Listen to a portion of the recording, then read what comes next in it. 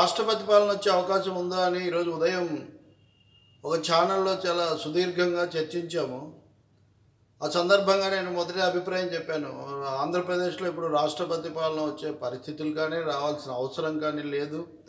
రెండో, దేశవ్యాపితంగా మోడీ ప్రభుత్వం అనేక విమర్శలు ప్రతికూలతలు ఎదుర్కొంటున్న సమయంలో ఆంధ్రప్రదేశ్లో రాష్ట్రపతి పాలన పెట్టడం లాంటి దుస్సాహసానికి పాల్పడే అవకాశం కూడా లేదనే భావం నేను వెలిబుచ్చాను.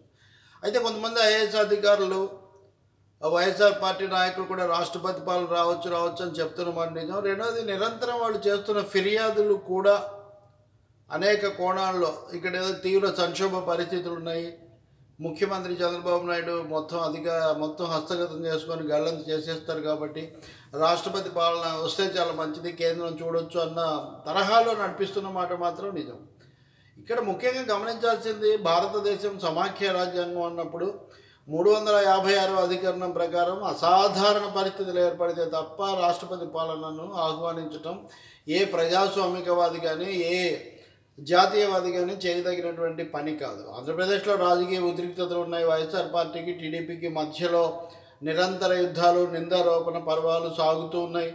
అధికార యంత్రాంగానికి కూడా వాళ్ళని ఎన్నికల సంఘం నియమించింది కాబట్టి తనకి ఇష్టం లేకుండా వాళ్లకు ముఖ్యమంత్రికి మధ్యలో కోల్డ్ వార్ కూడా జరుగుతుంది. ఇదంతా కూడా నిజమే. కానీ అసలు ప్రభుత్వమే లేకుండా పోలింగ్ జరిగిపోయి ఫలితాల కోసం ఎదురు చూస్తున్న ఈ సమయంలో ఇప్పుడు పాలన సరిగ్గా జరగడం లేదు కాబట్టి రాష్ట్రపతి పాలన పెట్టడం లాంటి ఆలోచన చేయాల్సిన అవసరం లేదు, దానికి ఆస్కారమే లేదు.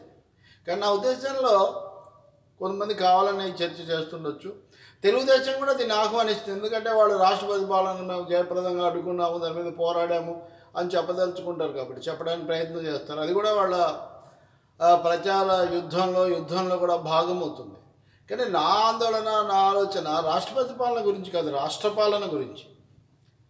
ఎల్వి సుబ్రహ్మణ్యం గారిని ప్రధాన కార్యదర్శిగా నియమించడంతో తెలుగుదేశం పార్టీ ఈరోజు కూడా ముఖ్యమంత్రి రాజీ పడిన పరిస్థితి లేదు. 1-2 సార్లు అంశాన్ని లేవనెత్తి దాని మీద ప్రశ్నలు గుప్పిస్తూనే ఉన్నారు. లాంఛనప్రాయమైన ముఖ్యమంత్రిగా తను ఉన్నప్పుడు, ఆపద్ధర్మ ప్రభుత్వమే కొనసాగుతున్నప్పుడు దైనందిన వ్యవహారాలు ప్రత్యక్షంగా నడిపించడానికి ప్రధాన కార్యదర్శిగా ఎవరుంటే మటుకు పెద్ద నష్టం ఏంటి, దాని గురించి అంతగా ఆందోళన చెందాల్సిన అవసరం ఏంటో అర్థం కాదు. రెండవది, ఒకసారంటూ ప్రధాన కార్యదర్శిగా ఎల్విఎస్ను నియమించిన తర్వాత రోజువారీ వ్యవహారాలు, ఆదేశాలు, ఉత్తర్వులు అక్కడ తీసుకోవడం పరిపాటి, ఇప్పటివరకు మనం అనుసరించిన వరవడి ప్రకారం. కానీ ఇప్పుడు మనకు అమరావతి రాజధానిలో జరుగుతున్న పరిణామాలు గమనిస్తే అధికార యంత్రాంగం, ఉన్నతాధికారులు ముఖ్యంగా అడకత్తెరలో పోకచెక్కలాగా ఇటు ప్రధాన కార్యదర్శికి అటు ముఖ్యమంత్రికి మధ్యలో, అంటే ప్రధాన కార్యదర్శికి ప్రభుత్వాధీనతకు మధ్యలో నలిగిపోతున్నట్టుగా కనిపిస్తుంది. నిన్న బుధవారం నాడు ఒకరోజే ఇద్దరు ఒకే విషయం మీద, అంటే ఉదాహరణకు మంచినీటి సమస్య ఇట్లాంటి దాని మీద సమీక్ష నిర్వహించారు. 2 సమీక్షలకు వెళ్ళాలా వద్దా? ముఖ్యమంత్రి దగ్గర ఆదేశాలు ఏ మేరకు తీసుకోవాలి? దైనందిన వ్యవహారాలకు సంబంధించి తీసుకోవచ్చు, ప్రజల అంశాలకు తీసుకోవచ్చు. కానీ దీర్ఘకాలిక విషయాలు, పాలనా సంబంధమైన విషయాలు తాత్కాలిక విరామం అక్కడ ఏర్పడుతుంది. ఆ విషయం చంద్రబాబు నాయుడు గారి కంటే ఎక్కువగా తెలుసు. ఎందుకంటే ఆయన చాలా సుదీర్ఘకాలం దేశంలో ఎక్కువ కాలం పాలించిన ముఖ్యమంత్రుల్లో ఆయన కూడా ఒకరు కాబట్టి ఆయనకి ఇవన్నీ కూడా తెలుసు. రెండవది, ఇంత పాలన చేసిన వ్యక్తి ఈ 20-30 రోజుల్లోనే దాని అంతటిని కూడా ఏదో చేయాల్సినటువంటి అవసరం లేదు, కానీ జరుగుతూ ఉంది.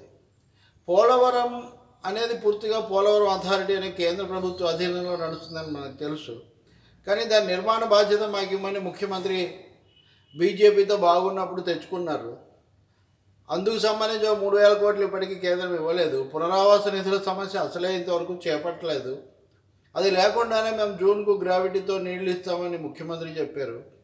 ఇప్పుడు Polavaram authority chairman chief engineer వచ్చి అక్కడ సమీక్ష జరిపి జూన్కి వచ్చే అవకాశం లేదని మొన్న చెప్పారు.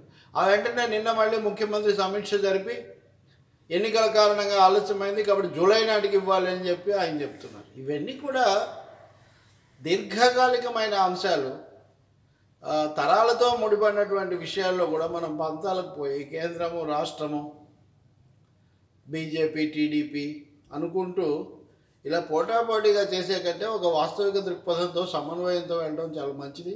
కేంద్రం కూడా ఎన్నికల సంఘాన్ని ముందుంచుకొని ఇక్కడ ప్రభుత్వం మీద పై చేయి సాధించాము, చంద్రబాబు గుణపాఠం చెప్పామనే దానికంటే కూడా ప్రత్యేక హోదా నిరాకరించి, నిధులు నిరాకరించి, అనేక విధాల సాధక బాధకాలకు గురి చేసిన ఆంధ్రప్రదేశ్ ప్రజలకు ఈ ఆపద్ధర్మ సమయంలో అయినా పరిపాలన సజావుగా ఇబ్బంది లేకుండా జరిగే ఏర్పాటు చేయటం ముఖ్యమని గుర్తిస్తే మనం చాలా సంతోషించవచ్చు. అందుకే నేను అంటున్నాను, రాష్ట్రపతి పాలన కాదు ఏపీకి, రాష్ట్ర పాలన సజావుగా సమన్వయంగా జరిగేట్టుగా చూడాలి.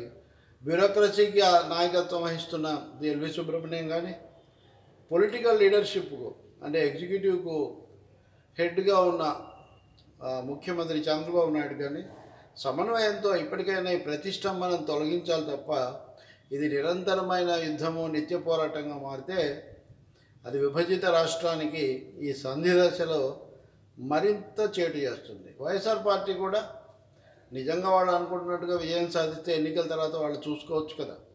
ఈ కొద్ది కాలంలో కూడా తెలుగుదేశాన్ని బీజేపీ సహాయంతో ముప్పు తిప్పలు పెట్టాలనే కోరిక విరమించుకుంటే చాలా మంచిది. ఇందుకోసం కేంద్రాన్ని మోయడం వైసీపీకి ఒక అనవసరమైన భారం.